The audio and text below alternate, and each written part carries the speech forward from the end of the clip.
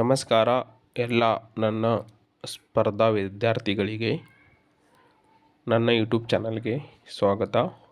ಇವತ್ತು ನಾವು ಕರ್ನಾಟಕದ ಭೂಗೋಳ ತರಗತಿಯನ್ನು ಮುಂದುವರಿಸೋಣ.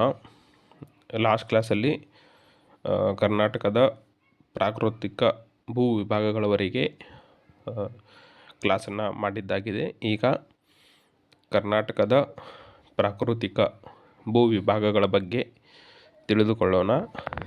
ಮೊದಲ ಬಾರಿಗೆ ಕರ್ನಾಟಕದ ಭೂ ವಿಭಾಗಗಳು ಪ್ರಾಕೃತಿಕವಾಗಿ ಯಾವ್ಯಾವು ಅಂತಂದರೆ, ಒಂದು ಮೈದಾನ ಪ್ರದೇಶ, ಇನ್ನೊಂದು ಪಶ್ಚಿಮ ಘಟ್ಟಗಳು, ಇನ್ನೊಂದು ಕರಾವಳಿ ತೀರ ಪ್ರದೇಶ. ಇದು ಈ ರೀತಿ ಬ್ಲರ್ ಮಾಡಿದೆನಲ್ವ, ಇದಿಷ್ಟು ಕರಾವಳಿ ತೀರ ಪ್ರದೇಶ. ಪೆನ್ನಿಂದ ಮಾರ್ಕ್ ಮಾಡಿರೋದು ಪಶ್ಚಿಮ ಘಟ್ಟಗಳು, ಮತ್ತು ಇದಿಷ್ಟು ಲೈನ್ಸ್, ಈ ರೀತಿ ಲೈನ್ಸ್ ಹಾಕಿದೆನಲ್ವ, ಇದಿಷ್ಟು ಮೈದಾನ ಪ್ರದೇಶ. ಕರ್ನಾಟಕವನ್ನು ಭೌಗೋಳಿಕವಾಗಿ 3 ವಿಭಾಗಗಳಾಗಿ ವಿಂಗಡಿಸಲಾಗಿದೆ. ಎಲ್ಲರೂ ನೆನಪಲ್ಲಿಟ್ಕೊಳ್ಳಿ. ಇವು ಅಂದರೆ ಇದೆ ಕರಾವಳಿ ಪ್ರದೇಶ, ಪಶ್ಚಿಮ ಘಟ್ಟಗಳು ಮತ್ತು ಮೈದಾನ ಪ್ರದೇಶ. ಮೊದಲನೆಯಾಗಿ ಕರಾವಳಿ ಪ್ರದೇಶದ ಬಗ್ಗೆ ಈ ಕ್ಲಾಸ್ನಲ್ಲಿ ತಿಳಿದುಕೊಳ್ಳೋಣ. ಕರ್ನಾಟಕಕ್ಕೆ ಅರಬ್ಬಿ ಸಮುದ್ರವು ಪಶ್ಚಿಮದ ಭಾಗವಾಗಿರುವುದರಿಂದ ಕರಾವಳಿ ಪ್ರದೇಶವು ನಿರ್ಮಾಣಗೊಂಡಿದೆ.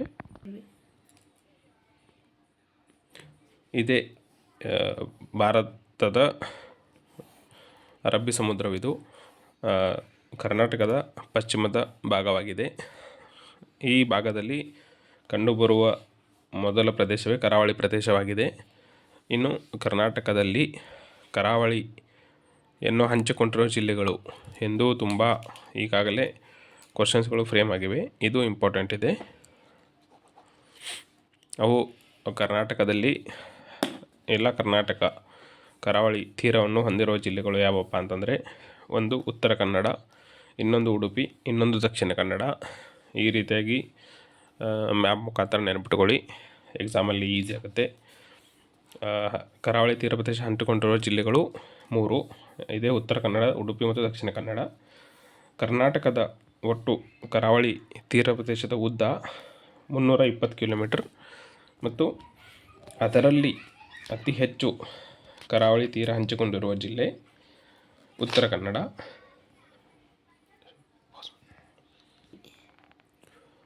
ಒಟ್ಟು 320 ಕಿಲೋಮೀಟರ್ ಕರಾವಳಿ ಉದ್ದದಲ್ಲಿ ಅತಿ ಹೆಚ್ಚು ಕರಾವಳಿ ತೀರ ಹಂಚಿಕೊಂಡಿರುವ ಜಿಲ್ಲೆ ಉತ್ತರ ಕನ್ನಡ ಮತ್ತು ಅತಿ ಕಡಿಮೆ ಅಂತ ಬಂದರೆ ದಕ್ಷಿಣ ಕನ್ನಡ.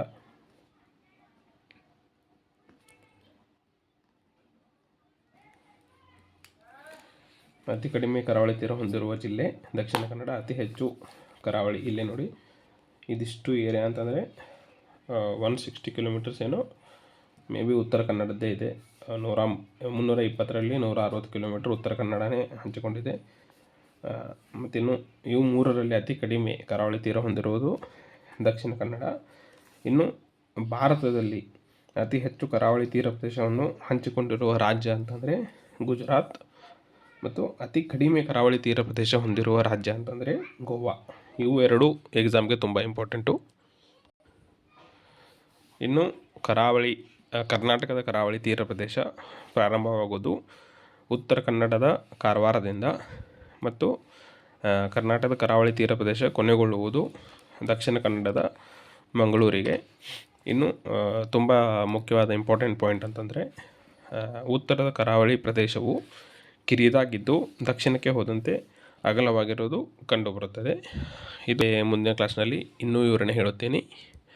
ಕ್ಲಾಸ್ನ ಇದೇ ರೀತಿಯಾಗಿ ಕಂಟಿನ್ಯೂಸ್ ನೋಡ್ತಾ ಹೋಗಿ. ನನ್ನ ಚಾನಲ್ನ ಸಬ್ಸ್ಕ್ರೈಬ್ ಮಾಡಿ, ಲೈಕ್ ಮಾಡಿ ಮತ್ತು ಶೇರ್ ಮಾಡಿ. ಇದು ಇವತ್ತಿನ ಕ್ಲಾಸ್. ಇನ್ನೇ ಮುಂದಿನ ಕ್ಲಾಸ್ನಲ್ಲಿ ಇನ್ ಡೀಟೇಲ್ ಆಗಿ ಡೆಪ್ತಾಗಿ ಸ್ಟಡಿ ಮಾಡೋಣ. ಸೊ ಮತ್ತೆ ನಾಳೆ ಸಿಗೋಣ. ಬಾಯ್ ಬಾಯ್.